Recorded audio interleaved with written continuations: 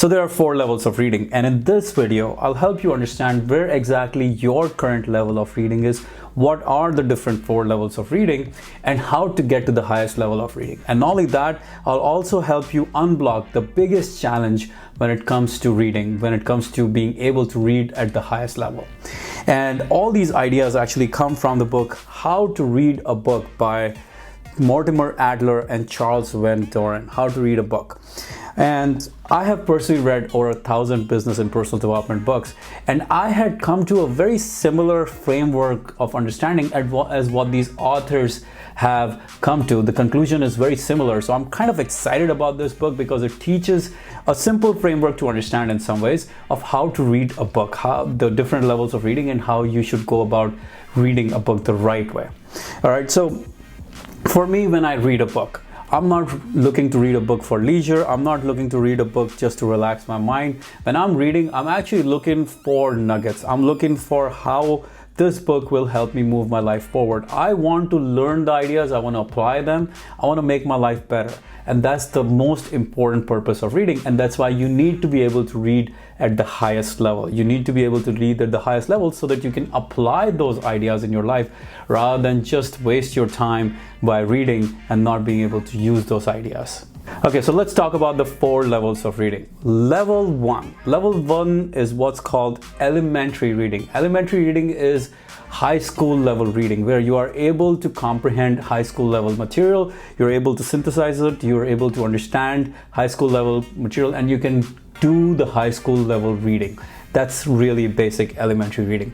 The second level is what's called inspectional reading. In inspectional reading, what you're doing is you're inspecting the material to get a very high level understanding. You're skimming through it, you're going fast, maybe you're reading the introduction, you're reading maybe a paragraph from each chapter just to be able to get a very high level understanding of the book, to be able to see if you want to dig deeper into it or not. Speed reading is also a part of inspectional reading. Speed reading is all about being able to read really fast through any specific passage, but it does not account for comprehension. Speed reading does not mean speed comprehension. They're very different. In fact, you should not be speed reading through everything. Speed reading is good for certain parts of a book. Maybe speed reading is good for certain books, but you have to have the understanding of what parts of a book or what book needs to be speed read, while others have to be read slowly because they take the time, because it needs that much effort, it needs that much attention.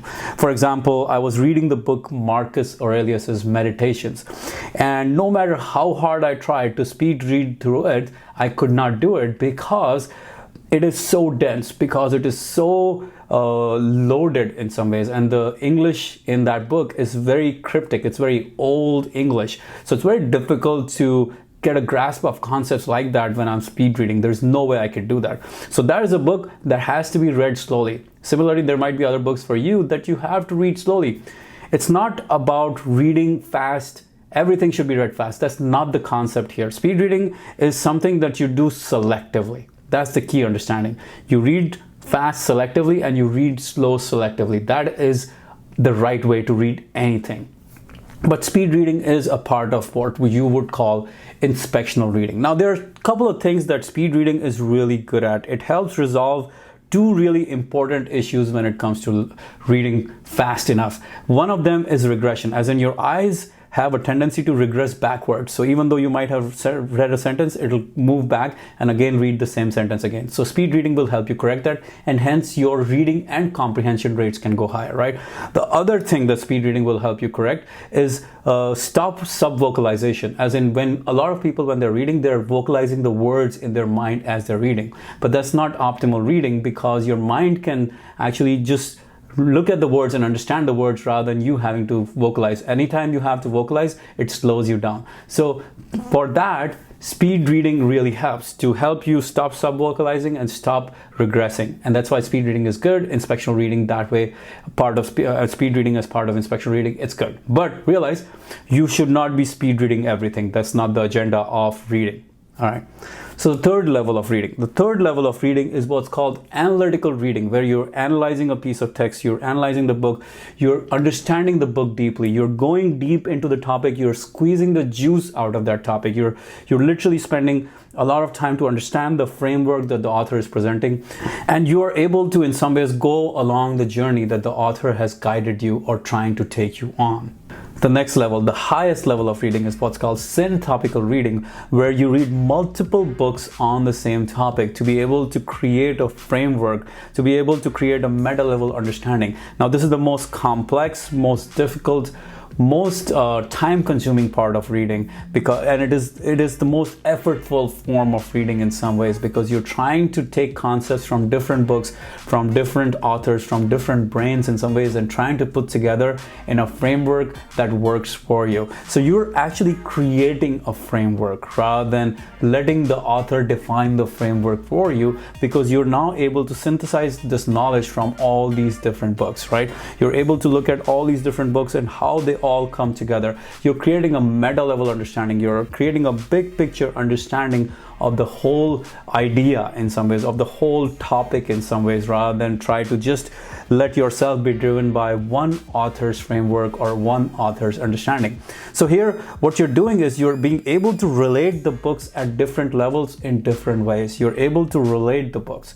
You're able to relate the concepts in different ways to be able to create this understanding for yourself. Rather than letting the author dictate how this framework is, you're saying, I see a bigger framework than what this author is saying, or this author is saying, or this author is saying, and I can see how each of the books actually fit into the different parts of the framework in some ways. And that is syntopical reading, when you can get above all of this reading to be able to create a much bigger perspective, to be able to create a much bigger framework understanding of the whole topic, the whole idea, the whole big picture that you're going after. Okay, so as you can see, there's a big problem with syntopical reading. The big problem is, how do you spend all this time reading all these books to be able to create, to be able to synthesize that meta level understanding? Well, that's where we come in, right? At 2000 Books, that's what we do. We summarize business books, we summarize personal development books in specific areas, so you can actually dig into that area, try to understand the specific thing, specific topic from various different angles, and then dig deeper into the kind of books you want. Like you study those summaries, and then you go buy those books to be able to dig deeper, to be able to create a bigger picture framework in some ways. Or maybe you look at certain 5 summaries, 10 summaries, and you start to create a meta level understanding. So that's where syntopical reading really comes into play. That's when it becomes really powerful, when you can put together a whole bunch of different books on a specific topic, on a specific agenda at the same time, so you can create a much higher level of understanding. So going forward, I'll be doing a lot more of these syntopical summaries. These syntopical summaries where I'll take an idea and I'll put together a bunch of different books and how they are talking about that idea, and how the different perspectives from different authors, from different books come together to help synthesize this idea completely and help you give a much better view, or maybe a much higher level view, a much more in-depth view sometimes, or a much more colorful view at other times. So you'll be able to view that specific idea from different perspectives, from different kinds of books, from different angles in some ways. So, and not only that, I'll try to put them all in a framework, in the framework of, for example, if we're talking about building a business, in the framework of building a business, so that the ideas actually stick. And the best framework I can think of is, of course, how we're building 2000 Books today, and how we're applying all of these ideas, or how I have applied these ideas in the past from these different books, and you can apply, you can do the same thing. So the ideas will show, once the ideas are in a framework, it'll be much easier for you to remember and apply those ideas. It's almost like it's a story, it's an example that you can go back to and remember, oh yeah, that's how they did it in 2000 Books, so that's how we can apply it in our business, in our endeavor, right? Or how this is how you should apply it in the realm of online business. This is how we can apply it in the realm of offline business, right? So a lot of different ways to look at it, but once you have a framework, a story, an example, it's much easier to work with these ideas. It's much easier to conceptualize and to remember these ideas. For example, 2000 Books, it's a purely online business, right? But if you look at the very high level picture of the business, you can say, well, one of the books that was really influential was Rich Dad Poor Dad, which talked all about how you should be an entrepreneur, the fact that you should be an entrepreneur, you should have your own business in order to become rich someday. And like it's a very high level understanding of the fact that we should be entrepreneurs. But then the book 4-Hour Work Week is inside this framework in some ways, and it kind of explains what kind of business you can build that would give you a certain level of freedom and lifestyle choice that you want. By the way, I'm not a big fan of the title of the book 4-Hour Work Week, because I don't think that is a realistic way of looking at life. I don't think that's a healthy way of looking at life. You shouldn't just be wanting to work 4 hours a week and have fun for the rest of your life. That's not going to be fulfilling in some ways. But again, this book gives great examples of what kinds of businesses you can build. Another book on how the meta level of building a business is Crush It, how you can actually build a business based around your passion. And Gary Vaynerchuk explains exactly the steps and all the different things you can do. And one of the things he says in the book is, well, you should be able to monetize it by selling your products. And that's where you would think the book Permission Marketing by Seth Godin comes into play, because he teaches how you go from interruption-based marketing that's been going on all this time, to permission marketing, as in how you can now market to people with their permission. So the book Crush It and Permission Marketing kind of come together hand in hand, how you can use the principles of permission marketing in building a business that will crush it, right? Not only that, once you decide that you want to use once you realize that you are doing permission marketing, you will also need to understand how the tactics of permission marketing. And that's where the book Invisible Selling Machine by Ryan Deiss comes in, where you talk about how to build a email funnel, how to write emails that will help you sell products, right? But not only that, when you're trying to sell products, and if you're cashing in on your expertise, you need to understand how to build a movement around your ideas.